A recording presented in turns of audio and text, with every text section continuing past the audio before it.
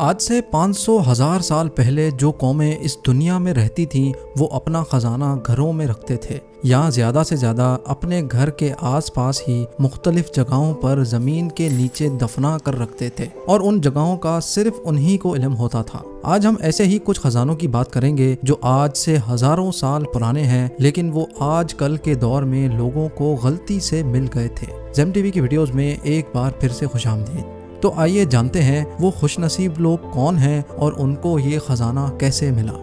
Number 1، Sweden کے شہر گوٹ land میں ایک فلم کی شوٹنگ ہو رہی تھی۔ شوٹنگ کے دوران عملے کو غلطی سے ایک بہت پرانا خزانہ مل گیا۔ اس خزانے میں 150 پاؤنڈ چاندی، 50 پاؤنڈ پیتل اور بے شمار جیولری شامل تھی۔ ان میں زیادہ تر خزانہ سکوں کی صورت میں تھا۔ یہ خزانہ ایک ہٹ کے فرش کے نیچے چھپا ہوا تھا۔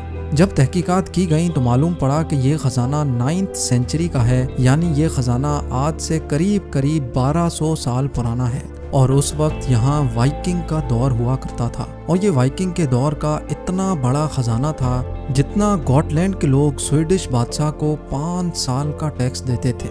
جس جگہ سے یہ خزانہ برآمد ہوا اس زمین کے مالک کو $2,40,000 انعام کے طور پہ دیے گئے، جو تقریباً 1,80,00,000 روپے بنتے ہیں۔ لیکن یہ مانا جاتا ہے کہ اس خزانے کی اصل قیمت اس سے کئی گنا زیادہ ہے۔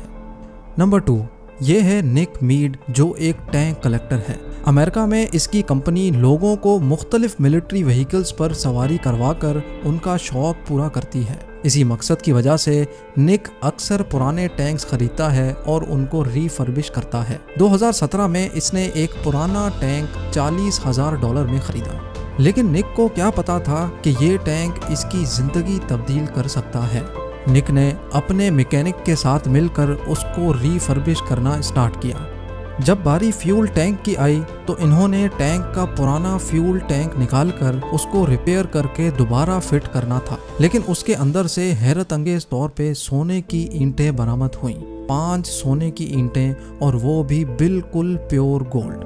اس سونے کی قیمت اس وقت $12,00,000 تھی، جو تقریباً 90 کروڑ روپے بنتے ہیں۔ یہ تصور کیا جا رہا ہے کہ یہ گولڈ بار سولجرز کو عراق میں جنگ کے دوران کسی گھر سے ملی ہوں گی جس کو فیول ٹینک میں محفوظ رکھنے کے لیے ڈال دیا گیا ہوگا، لیکن جس نے ڈالی ہوں گی وہ بھی شاید مارا گیا ہوگا۔ اس وجہ سے یہ راز اس فیول ٹینک میں ہی محفوظ رہ گیا۔ نمبر 3، ایسٹ انگلینڈ میں واقع ایک زمین کے مالک کا ہیمر کھیتوں میں کہیں گم ہو گیا۔ اس نے اپنے دوست ایرک لاز کو کہا کہ وہ اس کی زمین سے ہیمر ڈھونڈنے میں اس کی مدد کرے۔ ایرک لاز کے پاس ایک میٹل ڈیٹیکٹر موجود تھا تو اس نے اس میٹل ڈیٹیکٹر کی مدد حاصل کرنا چاہی۔ اس کو اس بات کا بالکل بھی علم نہیں تھا کہ آج اس ہیمر کی تلاش اس کی زندگی بدل دے گی۔ ایک جگہ پر میٹل ڈیٹیکٹر نے بہت ہیوی سگنل دیا۔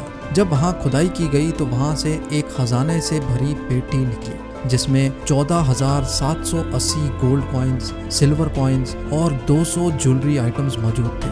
ایرک لاز اور زمین کے مالک نے یہ خبر انگلینڈ کی گورنمنٹ کو دی۔ جب آرکیولوجسٹ آئے تو انہوں نے مزید 60 پاؤنڈز کے گولڈ کوائنز وہاں سے برآمد کیے، جن کی کل مالیت $50 ملین سے بھی زیادہ تھی، جو تقریباً 375 کروڑ روپے بنتے تھے۔ لیکن انگلینڈ کی گورنمنٹ نے ایرک لاز کو $2.3 ملین انعام کے طور پہ دیے، جو ایرک نے اپنے دوست کے ساتھ آدھے آدھے بانٹ لیے۔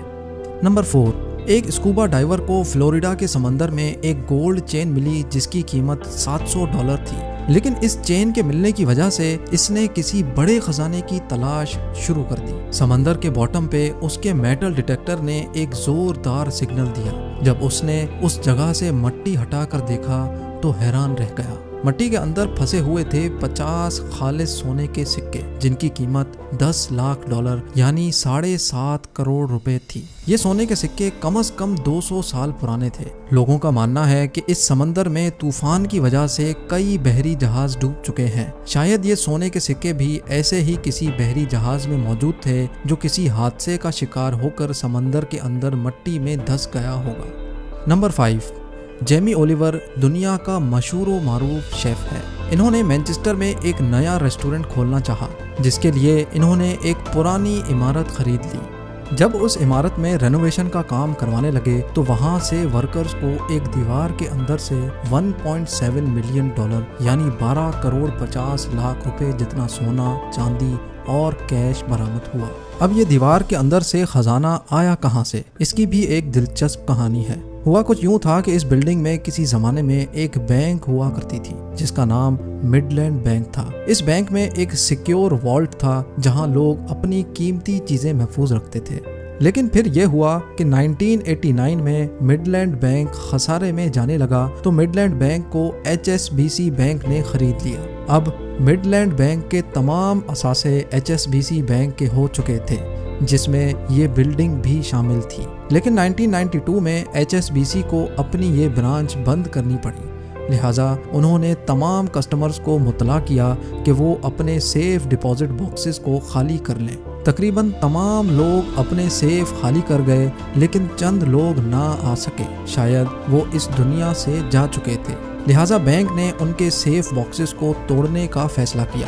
کئی سیف باکسز توڑ دیے گئے اور اس میں سے قیمتی چیزیں نکال لی گئی، لیکن چند باکسز ایسے بھی تھے جن کو توڑنے سے بلڈنگ کو نقصان پہنچ سکتا تھا۔